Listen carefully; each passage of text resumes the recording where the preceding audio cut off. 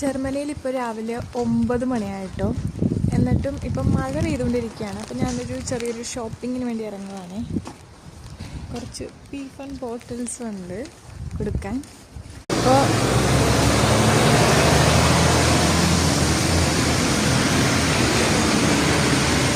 അപ്പോൾ ഇതാണ് ഇപ്പോൾ ഞാൻ താമസിക്കുന്ന സ്ഥലത്തിൻ്റെ മാർക്കറ്റ് പ്ലാറ്റ്സ് എന്ന് പറഞ്ഞ ബസ് സ്റ്റോപ്പ്. ഇപ്പോൾ ഇതാണ് ജർമ്മനിയിലെ ബസ്. ഇപ്പോൾ നമുക്ക് എല്ലാ ടൈപ്പ് യാത്രക്കാരെയും പരിഗണിക്കുന്ന ടൈപ്പ് ഒരു ബസ്സാണ് നമുക്ക്. ഈവൻ നമുക്ക് ലഗേജ് യൂസ് ചെയ്യാം. ചെറിയ കുട്ടികളാണെങ്കിൽ അതിൻ്റെ ട്രോളേഴ്സ്, അല്ലെങ്കിൽ വീൽ ചെയർ യൂസ് ചെയ്യുന്നവരാണെങ്കിൽ അത് എല്ലാം നമുക്ക് ഈ ബസ്സിൽ എല്ലാവരെയും സപ്പോർട്ട് ചെയ്യുന്ന ടൈപ്പ്. നമ്മുടെ മറ്റു സിറ്റീസ് ബാംഗ്ലൂരിലൊക്കെ ബസ്സാണ് ജർമ്മനിയിലുള്ളത്. ഇതിപ്പോൾ ബാനോഫിലേക്ക് പോകുന്ന ബസ്സാണ്. ബാനോഫ് എന്ന് പറഞ്ഞാൽ ജർമ്മനിയിലെ റെയിൽവേ സ്റ്റേഷനാണ്. ഇതിപ്പോൾ ബാനോഫിൽ നിന്ന് വീസക്ക് എന്ന് പറഞ്ഞ സ്ഥലത്തേക്ക് പോകുന്ന ബസ്സാണ്. Bus number 5. ഇപ്പോൾ കണ്ടോ, നമ്മളുടെ നാട്ടിൽ ഏകദേശം 2 ബസ് ജോയിൻ ചെയ്ത് ആ ഒരു സ്പേസ് ഉണ്ട്. ജർമ്മനിയിൽ ഇപ്പം നല്ല കാറ്റാണ്. ഇപ്പോൾ മഴയും കാറ്റും ഒക്കെ കൊണ്ട് ആൾക്കാരാകെ ബുദ്ധിമുട്ടിയിരിക്കുകയാണ്. കുടയില്ലാതെ നമുക്ക് പുറത്തേക്ക് ഇറങ്ങാൻ പറ്റില്ല.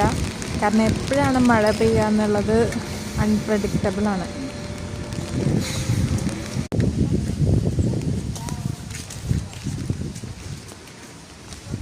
നമ്മളിപ്പോൾ ഗീസനിലെ സിറ്റി സെൻറ്ററിലേക്കാണ് പോകുന്നത്. ഒരു മാർക്കറ്റ് പ്ലാറ്റ്സ്.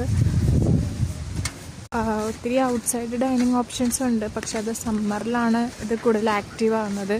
വിൻ്ററിലും ഓട്ടം സീസണിലും ഇതേപോലെ ഇലകൾ പൊഴിഞ്ഞ് ആകെ നാശമായിട്ടായിരിക്കും നമ്മളുടെ ഔട്ട്സൈഡ് ഡൈനിങ് ഒക്കെ ഉണ്ടാവുക.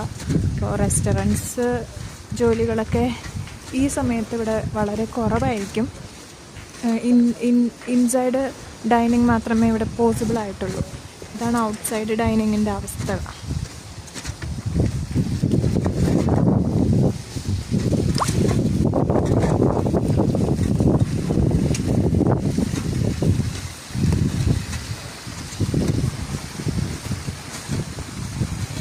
കാര്യം ഓട്ടം സീസണൊക്കെ നല്ല കാണാൻ ഭംഗിയാണ്.